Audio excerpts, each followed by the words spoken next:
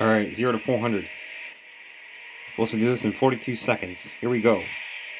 Isaiah 42, the servant of the Lord. Here is my sword. Here is my servant, whom I uphold, my chosen one, in whom I delight. I will put my spirit on him, and he will bring forth justice to the nations.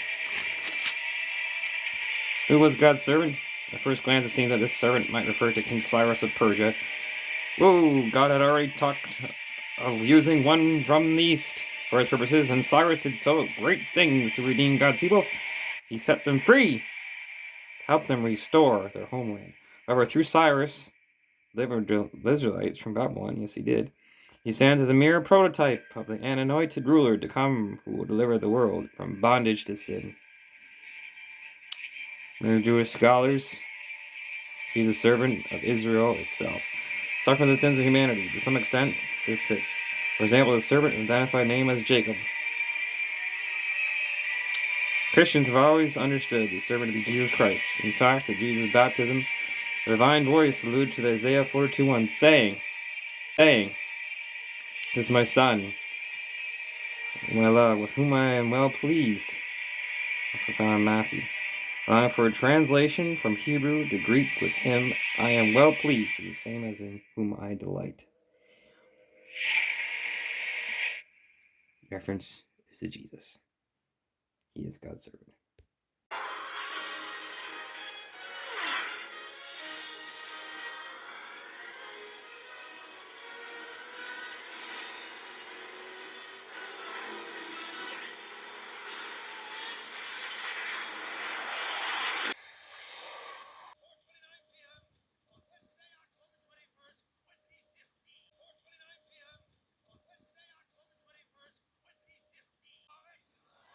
How beautiful on the mountains are the feet of the messenger who brings good news.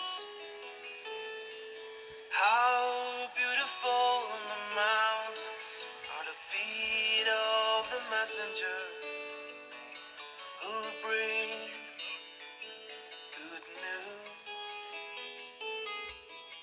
The good news of peace and salvation. The news that the God of Israel reigns.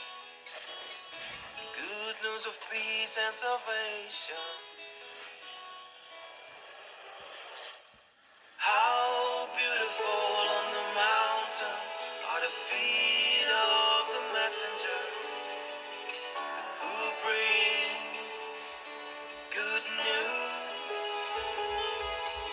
How beautiful on the mountains are the feet of the messenger who brings good news. Good news of peace and salvation. The news that the God of Israel reigns. Good news of peace and salvation. News that the God of Israel reigns.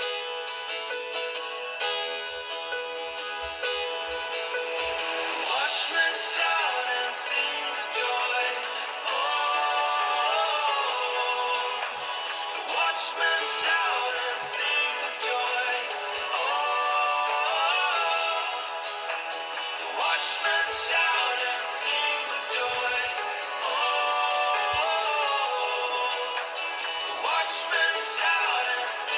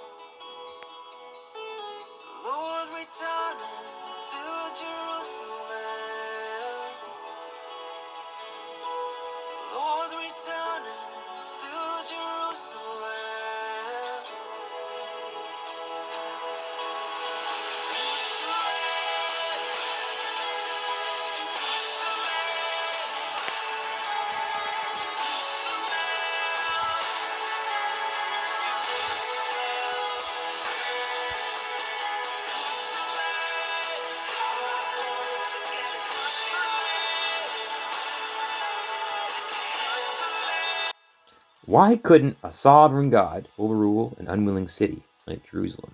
He could have, but he wanted the people to accept his love because they wanted to, not because they had to. He does not force his love on Jerusalem. Instead, he sought the allegiance and acceptance of willing hearts. God desires all people to turn to him in faith, turn to him knowing that he is real. But he leaves our personal choice as part of the equation. God's sovereignty does not diminish human responsibility.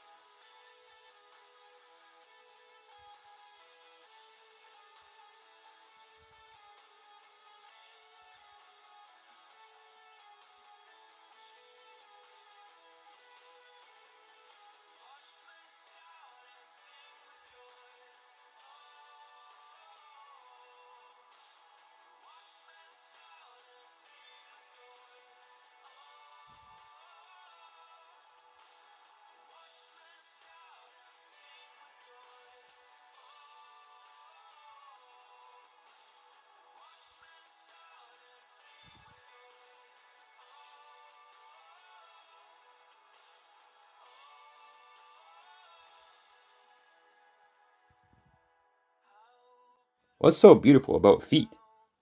Are they astronomical? Really big? Well, Isaiah pictured a city anxiously awaiting the news, whether it be good or bad, of the outcome of a battle. The feet of the forerunner who brought good news pertained to return from exile. Paul quoted this verse in Romans 10:15 in reference to those who proclaim the good news of Christ's deliverance from the captivity of sin. All right, amen. Honor King Jesus.